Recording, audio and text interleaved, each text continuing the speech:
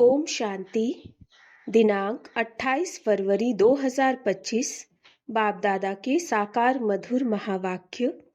मीठे बच्चे, शांति चाहिए तो अशरीरी बनो। इस देह भान में आने से ही अशांति होती है, इसलिए अपने स्वधर्म में स्थित रहो। प्रश्न है, यथार्थ याद क्या है? याद के समय किस बात का विशेष ध्यान चाहिए? उत्तर, अपने को इस देह से न्यारी आत्मा समझकर बाप को याद करना, यही यथार्थ याद है। अपने को इस देह से न्यारी आत्मा समझकर बाप को याद करना, यही यथार्थ याद है। कोई भी देह याद ना आए, यह ध्यान रखना जरूरी है। याद में रहने के लिए ज्ञान का नशा चढ़ा हुआ हो, बुद्धि में रहे। बाबा हमें सारे विश्व का मालिक बनाते हैं। हम सारे समुद्र, सारी धरनी के मालिक बनते हैं। गीत है, तुम्हें पाके हमने जहां पा लिया। ओम शांति। ओम का अर्थ ही है अहम, मैं आत्मा।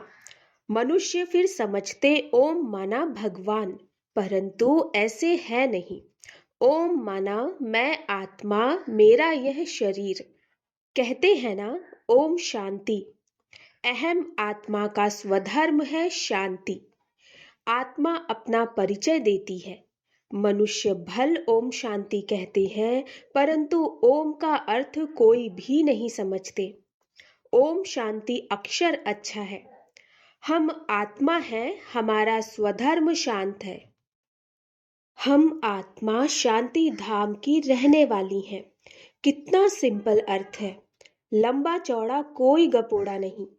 इस समय के मनुष्य मात्र तो यह भी नहीं जानते कि अभी नई दुनिया है व पुरानी दुनिया है। नई दुनिया फिर पुरानी कब होती है, पुरानी से फिर नई दुनिया कब होती है, यह कोई भी नहीं जानते। कोई से भी पूछा जाए दुनिया नई कब होती और फिर पुरानी कैसे होती, तो कोई भी बता नहीं सकेंगे। अभी तो कलयुग पुरानी दुनिया है, नई दुनिया सतयुग को कहा जाता। अच्छा, नई को फिर पुराना होने में कितने वर्ष लगते हैं, यह भी कोई नहीं जानते। मनुष्य होकर यह नहीं जानते, इसलिए इनको कहा जाता है जानवर से भी बदतर। जानवर तो अपने को कुछ कहते नहीं, मनुष्य कहते हैं हम पतित हैं, हे पतित पावन आओ, परंतु उनको जानते बिल्कुल ही नहीं। पावन अक्षर कितना अच्छा है। पावन दुनिया स्वर्ग नई दुनिया ही होगी। चित्र भी देवताओं के हैं, परंतु कोई भी समझते नहीं। यह लक्ष्मी नारायण नई पावन दुनिया के मालिक हैं। यह सब बातें बेहद का बाप ही बैठ बच्चों को समझाते हैं। नई दुनिया स्वर्ग को कहा जाता है, देवताओं को कहेंगे स्वर्गवासी। अभी तो है पुरानी दुनिया नर्क, यहाँ मनुष्य है नर्कवासी। कोई मरता है तो भी कहते हैं स्वर्गवासी हुआ, तो गोया यहाँ नर्कवासी है ना। हिसाब से कह भी देंगे बरोबर यह नर्क ठहरा, परंतु बोलो तुम नर्कवासी हो तो बिगड़ पड़ेंगे। बाप समझाते हैं देखने में तो भल मनुष्य हैं, सूरत मनुष्य की है, परंतु सीरत बंदर जैसी है। यह भी गाया हुआ है ना। खुद भी मंदिरों में जाकर देवताओं के आगे गाते हैं आप सर्वगुण संपन्न। अपने लिए क्या कहेंगे, हम पापी नीच हैं, परंतु सीधा कहो कि तुम विकारी हो तो बिगड़ पड़ेंगे। इसीलिए बाप सिर्फ बच्चों से ही बात करते हैं, समझाते हैं, बाहर वालों से बात नहीं करते, क्योंकि कलयुगी मनुष्य है नरकवासी। अभी तुम हो संगम युगवासी, तुम पवित्र बन रहे हो। जानते हो हम ब्राह्मणों को शिव बाबा पढ़ाते हैं, वह पतित पावन है। हम सभी आत्माओं को ले जाने के लिए बाप आए हैं। कितनी सिंपल बातें हैं। बाप कहते हैं बच्चे तुम आत्माएं शांति धाम से आती हो पाठ बजाने, इस दुख धाम में सभी दुखी हैं। इसीलिए कहते हैं मन को शांति कैसे हो। ऐसे नहीं कहते आत्मा को शांति कैसे हो। अरे तुम कहते हो ना ओम शांति, मेरा स्वधर्म है शांति, फिर शांति मांगते क्यों हो। अपने को आत्मा भूल देह अभिमान में आ जाती हो। आत्माएं तो शांति धाम की रहने वाली हैं, यहाँ फिर शांति कहाँ से मिलेगी। अशरीरी होने से ही शांति होगी, अशरीरी होने से ही शांति होगी। शरीर के साथ आत्मा है तो उनको बोलना चलना तो जरूर पड़ता है। हम आत्मा शांति धाम से यहाँ पाठ बजाने आई हैं। यह भी कोई नहीं समझते कि रावण ही हमारा दुश्मन है। कब से यह रावण दुश्मन बना है यह भी कोई नहीं जानते। बड़े बड़े विद्वान पंडित आदि एक भी नहीं जानते कि रावण है कौन, जिसका हम एफिजी बनाकर जलाते हैं। पुतला जन्म जन्मांतर जलाते आए हैं, कुछ भी पता नहीं। कोई से भी पूछो रावण कौन है, कह देंगे यह सब तो कल्पना है। जानते ही नहीं तो और क्या रिस्पॉन्ड देंगे। शास्त्रों में भी है ना, हे राम जी संसार बना ही नहीं है, यह सब कल्पना है। ऐसे बहुत कहते हैं। अब कल्पना का अर्थ क्या है। कहते हैं यह संकल्पों की दुनिया है, जो जैसा संकल्प करता है वह हो जाता है। अर्थ नहीं समझते। बाप बच्चों को बैठ समझाते हैं, कोई तो अच्छी रीति समझ जाते, कोई समझते ही नहीं।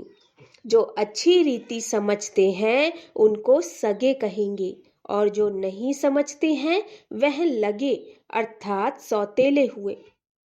अब सौतेले वारिस थोड़े ही बनेंगे। बाबा के पास मातेले भी हैं तो सौतेले भी हैं। मातेले बच्चे तो बाप की श्रीमत पर पूरा चलते, सौतेले नहीं चलते। बाप कह देते हैं यह मेरी मत पर नहीं चलते, रावण की मत पर है। राम और रावण दो अक्षर हैं। राम राज्य और रावण राज्य।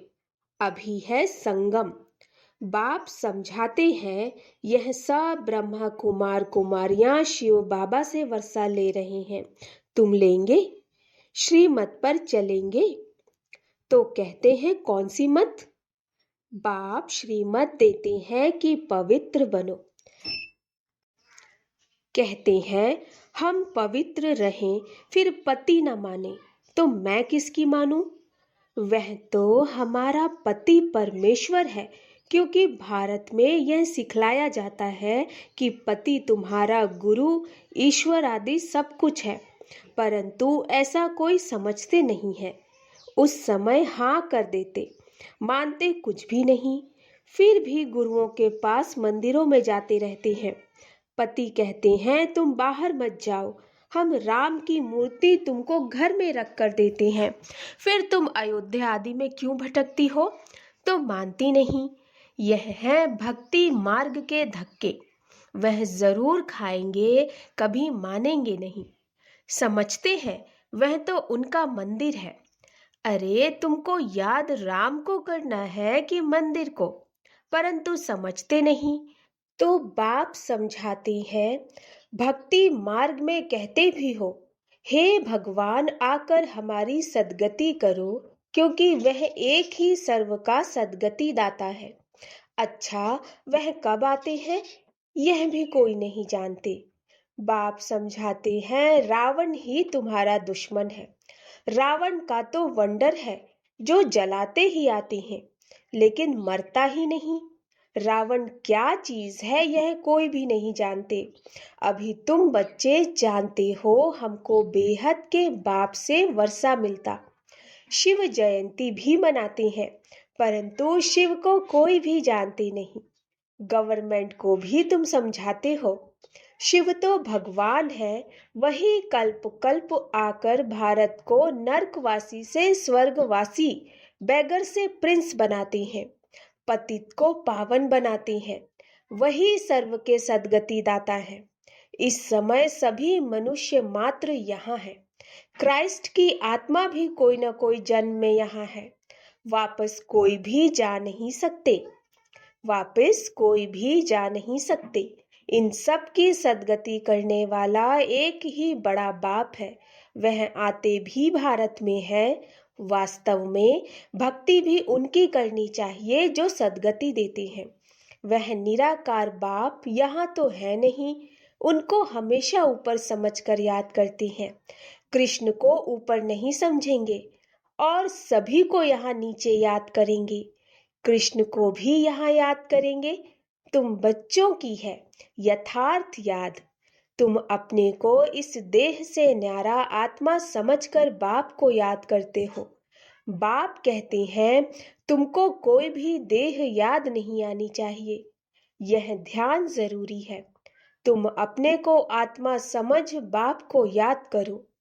बाबा हमको सारे विश्व का मालिक बनाती हैं। सारा समुद्र, सारी धरनी, सारे आकाश का मालिक बनाती हैं। अभी तो कितने टुकड़े टुकड़े हैं, एक दो की हद में आने नहीं देते। वहां यह बातें होती नहीं। भगवान तो एक बाप ही है। ऐसे नहीं कि सभी बाप ही बाप है। कहते भी हैं हिंदू चीनी भाई भाई, हिंदू मुस्लिम भाई भाई, परंतु अर्थ नहीं समझते हैं। ऐसे कभी नहीं कहेंगे हिंदू मुस्लिम बहन भाई, नहीं। आत्माएं आपस में सब भाई भाई हैं, परंतु इस बात को जानते नहीं हैं। शास्त्र आदि सुनते सत्य सत्य करते रहते हैं, अर्थ कुछ नहीं। वास्तव में है असत्य, झूठ। सच खंड में सच ही सच बोलते हैं। यहाँ झूठ ही झूठ है। कोई को बोलो कि तुमने झूठ बोला तो बिगड़ पड़ेंगे। तुम सच बताते हो तो भी कोई तो गाली देने लग पड़ते। अब बाप को तो तुम ब्राह्मण ही जानते हो। तुम बच्चे अभी दैवी गुण धारण करते हो। तुम जानते हो अभी 5 तत्व भी तमो प्रधान है। आजकल मनुष्य भूतों की पूजा भी करते हैं। भूतों की ही याद रहती। बाप कहते हैं अपने को आत्मा समझ माँ में कम याद करो, भूतों को मत याद करो। गृहस्थ व्यवहार में रहते हुए बुद्धि का योग बाप के साथ लगाओ। अब देही अभिमानी बनना है। जितना बाप को याद करेंगे तो विकर्म विनाश होंगे। ज्ञान का तीसरा नेत्र तुमको मिलता है।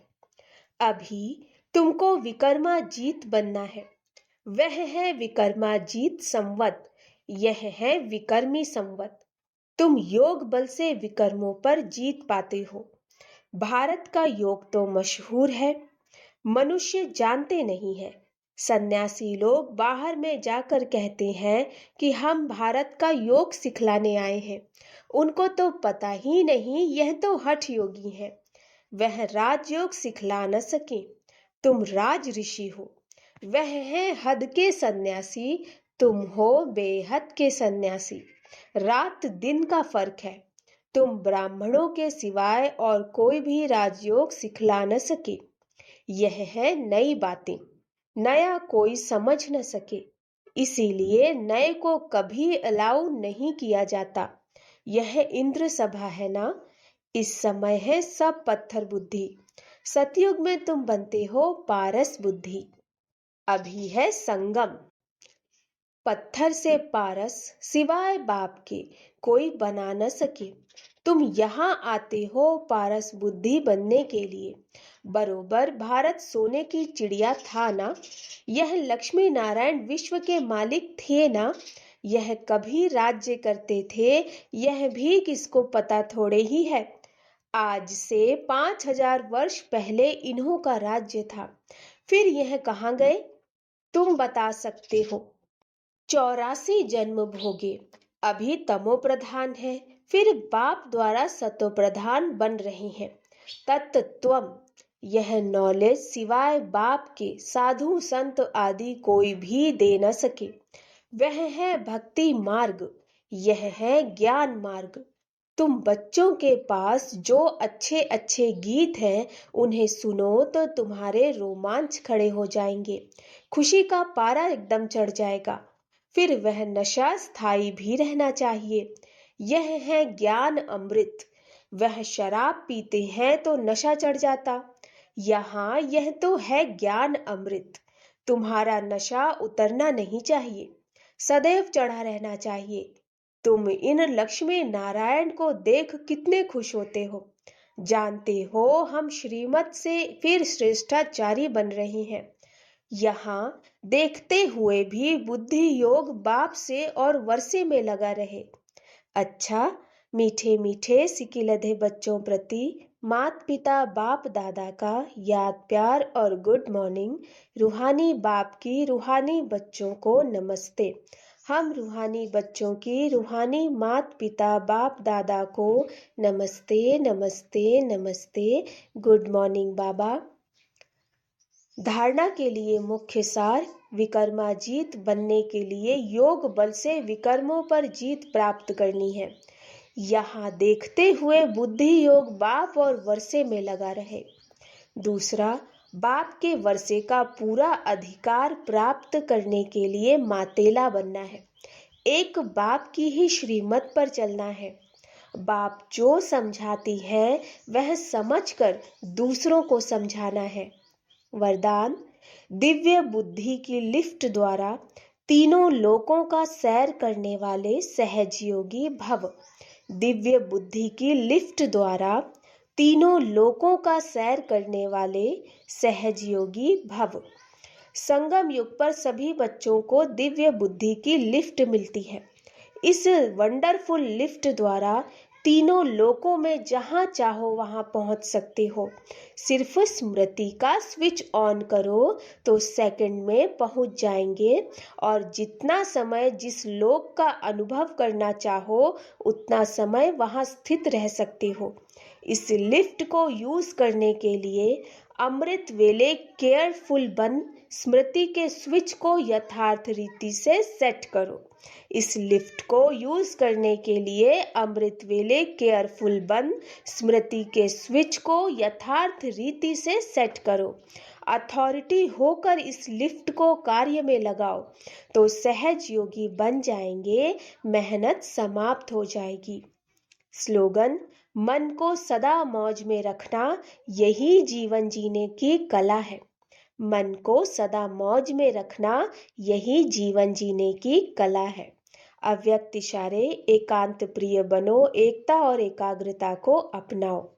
एकांतवासी का डबल अर्थ है, सिर्फ बाहर की एकांत नहीं, लेकिन एक के अंत में खो जाना एकांत नहीं। तो सिर्फ बाहर की एकांत होगी तो बोर हो जाएंगे, कहेंगे पता नहीं दिन कैसे बीतेगा।